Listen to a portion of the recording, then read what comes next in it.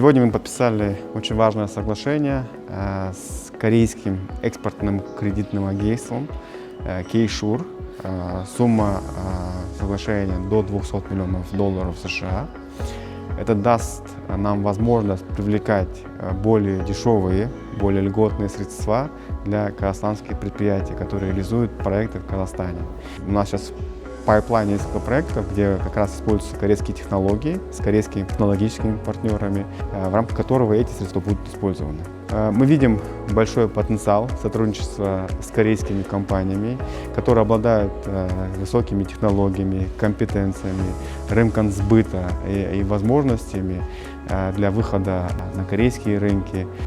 We made the first MOU in Seoul in 2016, and today's MOU is renewable of that the first MOU. And I think the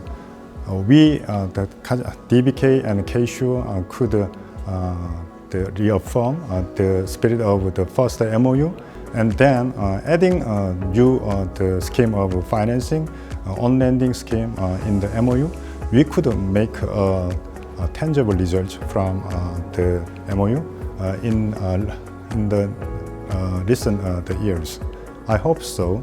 And that is the main the meaning of today's MOU.